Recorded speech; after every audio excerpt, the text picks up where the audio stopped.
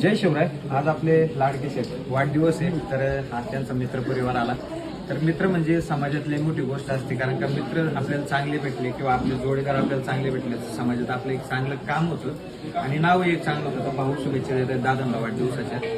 आज आपले जिवलग मित्र दिनेश शेठ शिंदे यांचा वाढदिवस आपण इथं अक्षय भाऊच्या अनाथ आश्रमात साजरा केला आणि खूप आनंद वाटला. अक्षय भाऊ आपलं काम अतिशय चांगलं आहे. आपल्या गावा मिळून एक मनोरुग्ण सांभाळणं खूप अवघड गोष्ट आहे. काल आम्ही 10 चित्रपट पाहायला गेलो, त्यात अशीच मनोरुग्णाची कथा आहे आणि त्यांना किती फेस करावं लागतं. समाज सुद्धा त्यांच्याकडे माणुसकीने पाहत नाही, नातेवाईक नाही, आपले आई वडील घरी कोण सांभाळत नाही आणि तुम्ही एवढे 200 माणसं सांभाळता.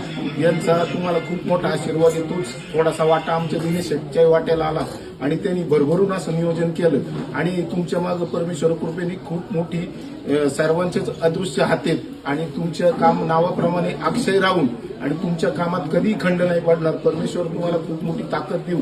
यामागं शिवरायांचं प्रेम आणि आपल्या जन्मभूमीत तुम्ही आल्यामुळं खूप कर्तृत्ववान केलं. कारण माणूस संघ काही नेत नाही. ज्याला पैसे न्यायचे, संपत्ती दिली, किती कोटीची कमावली तर संघ नेता येत नाही. तुम्ही आणि तुमचं कुटुंब या माणसांची केलेली सेवा आणि हेच पुण्य बरोबर जातं, हेच माणसाला कळलं नाही.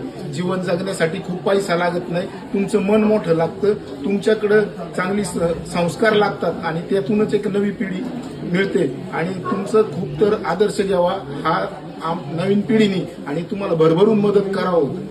परंतु लोक मोठं दुःख वाटतं की तुम्हाला वेगळ्या अँगलनी पाहतात. ते त्यांचं काम करत राहू दे. चांगल्याच झाडाला कोणी पण दगडी मारतं, येड्या बाबळीला कधी दगडी मारले जात नाही. एक तर आंब्याला मारली जाती, नाहीतर ज्याच्यावर काट आणि बोराची असतं त्यालाच मारलं जातं. तुमच्या जीवनात कितीही काटे आले, किती संघर्ष झाला तरी आम्ही तालुका आणि आम्हाला तुमचं प्रामाणिकपणे आमचा तुमच्यावर विश्वास आहे आणि तुमच्या कार्याला आम्ही खरोखर नतमस्तक आणि सलाम होतो की एवढी माणसं सांभाळणं, त्यांचं सगळी देखभाल इतक्या चांगल्या प्रकारे करणं, त्यांची जेवणाची ते अत्यंत चांगली व्यवस्था करणं हे खूप कठीण आहे. कारण ज्यांच्या घरी रुग्ण आहे त्यांच्या घरी सुद्धा अशी इतकी चांगली व्यवस्था होत नाही. तुमच्या कार्याला खरं तर आमचे दिनेश भाऊ मित्र परिवारातर्फे तुमच्या कार्याला नक्कीच सलाम आणि आमच्याकडनं जी काही मदत होईल किंवा आमचे इथून पुढे वाढदिवसातला काही टक्के भाग तरी तुमच्यासाठी निश्चित आम्ही इथं खर्च करू आणि तुमच्या कार्याचे इथून पुढे अशीच भरभराट होऊन आणि तुमची अदृश्य शक्ती परमेश्वराने तुम्हाला जी दिली तिचा पुरेपूर 100% वापर करून तुमचं कार्य अतिशय तुमचे अजून रुग्णांची सेवा घडून हीच तुमच्या सदिच्छा व्यक्त करतो आणि थांबतो.